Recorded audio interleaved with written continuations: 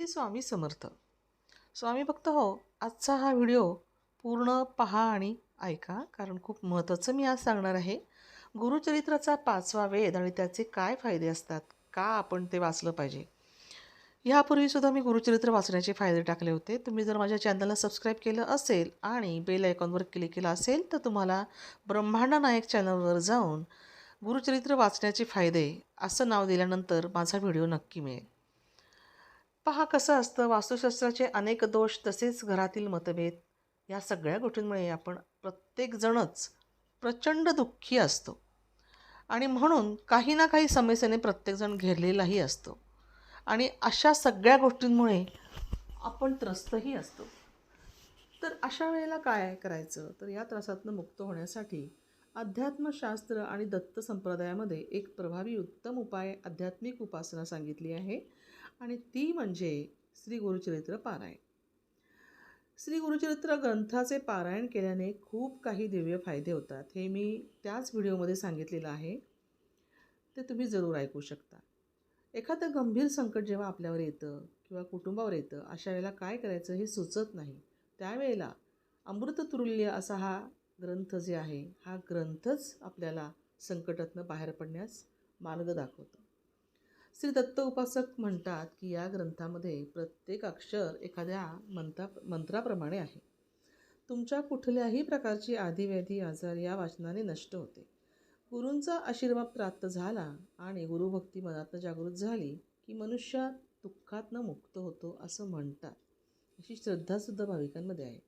स्वतःच्या घरामध्ये गुरुचरित्र वाचनाने नको ते दबावाचे जे वातावरण असते ते कमी होते आणि एक वेगळं आनंद, चैतन्य आणि प्रसन्नता निर्माण होते. प्रखर पितृदोष असेल, प्रखर वास्तुदोष असेल तर आपण उपाय म्हणून हे संकल्पयुक्त असे गुरुचरित्र पारायण केल्यास खूप लवकर प्रभावी आपल्याला अनुभव येतो. गुरुचरित्र ग्रंथ हा केवळ आध्यात्मिक उपासनेसाठी नसून आपला आदर्श आध्यात्मिक जीवन, नीतिमूल्ये कसं जपून करायला पाहिजे याविषयी देखील यामध्ये दत्त महाराजांनी सूचक असे मार्गदर्शन केलेले आहे. विशिष्ट समस्यांवर जसे विवाह, शिक्षण, आरोग्य यामध्ये ज्या काही अडचणी येतात त्यावर सुद्धा संकल्पयुक्त असे उपाय जर हमखास केले तर त्याचा अनुभव नक्की येतो, असे अनेक जाणकारांचे मत आहे. 7 दिवसामध्ये गुरुचरित्र पारायण करण्याची ज्या पद्धती आहे त्यासोबत काही 7 दिवसात पाळायचे नियम, आहार विहार हे सुद्धा आहेत आणि हे सगळे जे नियम आहेत हे गुरुचरित्र वाचनाच्या पूर्वीच त्या गुरुचरित्र ग्रंथामध्ये सुद्धा दिलेले आहे. संपूर्ण भारतामध्ये दत्त जयंतीनिमित्त उपासकांच्या सेवेत हे गुरुचरित्र पारायण आवर्जून केले जाते आणि उत्सवही साजरा केला जातो. दत्तशक्तीपीठामध्ये सामुदायिक पद्धतीने श्री गुरुचरित्राचे वाचनसुद्धा केले जाते. तसेच महाप्रसादाचे सुद्धा आयोजन केले जाते. पत्रिकेतलं ग्रह दोष, पितृदोष, प्रारब्ध दोष यावर हे गुरुचरित्र म्हणजे एक रामबाण उपाय आहे. अगदी हे सुद्धा ज्योतिषांनी सगळ्यांनी मान्य केलेलं आहे. त्याचमुळे आपण एकदा तरी आपल्या जन्माला आल्यानंतर श्री गुरुचरित्राचे पारायण करून वाचून कृतकृत्य व्हावं आणि आध्यात्मिक उपासनेचा डोळसपणाने आनंद घेतला पाहिजे. 3 दिवस, 7 दिवस किंवा 5 किंवा नित्य 5 ओव्यांचे पारायण करताना सुद्धा नियमांचे पालन करून आपण ग्रंथाचे पावित्र्य राखले पाहिजे. ह्याच्यामध्ये 20 नियम आणि पथ्य असे आहेत. त्यापैकी गुरुचरित्राचे ग्रंथाचे 52 अध्याय असून ओवी संख्या 7491 असे आहे आणि काही ग्रंथात 53 अध्यायसुद्धा आहेत. ज्ञानकांड, कर्मकांड, भक्तिकांड या तिन्हीचाही समन्वय त्याच्यात साधलेला आहे.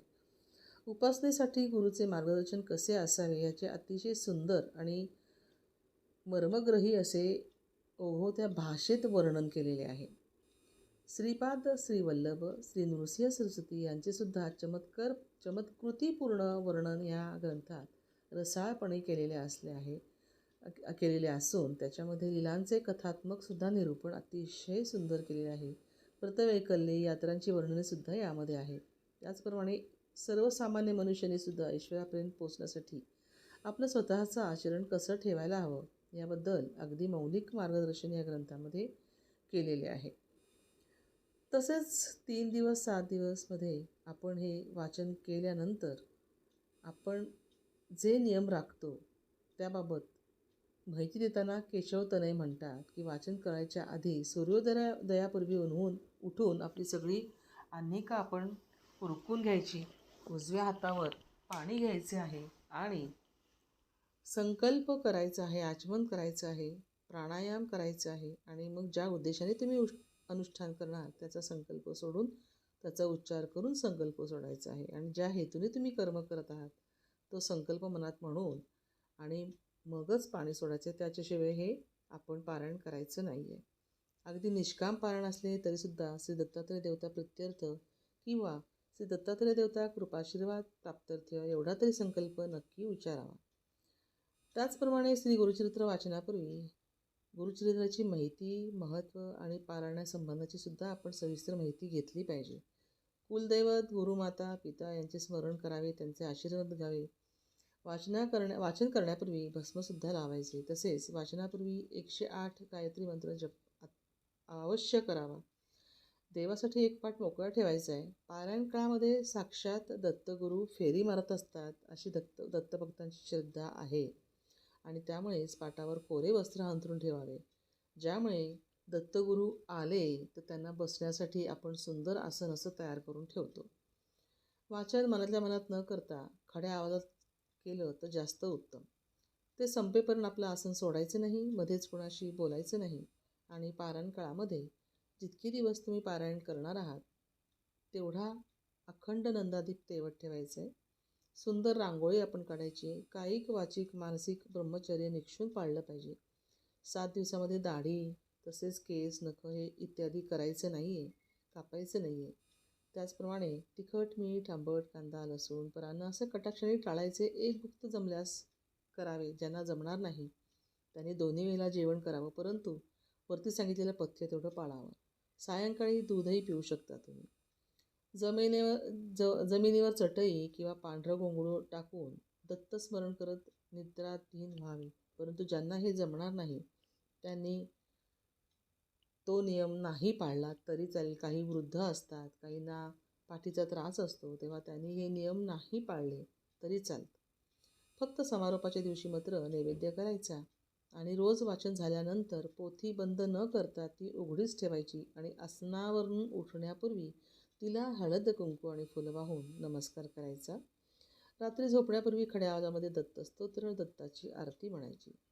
वाचनामध्ये यांत्रिकपणा अजिबात न करता मनोभावे वाचन करावं. त्याचप्रमाणे वाचन पूर्ण झाल्यानंतर जसं संकल्प सोडून पारणाला प्रारंभ करतो त्याचप्रमाणे सगळं किंवा म्हणजे समजा आपल्याला मध्ये कुठला व्यत्यय आला, सैरसूतक आलं तर त्यावेळेला आपल्या वाचनामध्ये थोडासा भंग येतो, ते मध्येच आपल्याला सोडावं लागतं. तर पुन्हा त्यानंतर जेव्हा आपण परत सुरू करतो त्यावेळेला पुन्हा तो संकल्प घ्यायचा की अपूर्ण राहिलेले वाचन मी पूर्ण करतो आहे. या कारणामुळे माझं वाचन अपूर्ण राहिलं होतं ते मी आता पूर्ण करतो आणि त्याबद्दल माफी असावी असं म्हणून संकल्प सोडायचा आणि उरलेलं वाचन पुन्हा एकदा आपण ते पूर्ण करायचं आहे.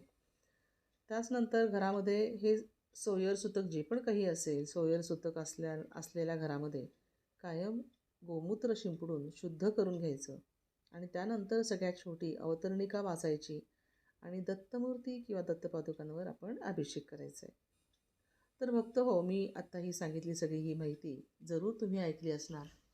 तुम्हाला ही आवडली असेल तर लाईक नक्की करा, शेअर सगळ्यांपर्यंत करा, जेणेकरून ही माहिती सगळ्यांना कळेल.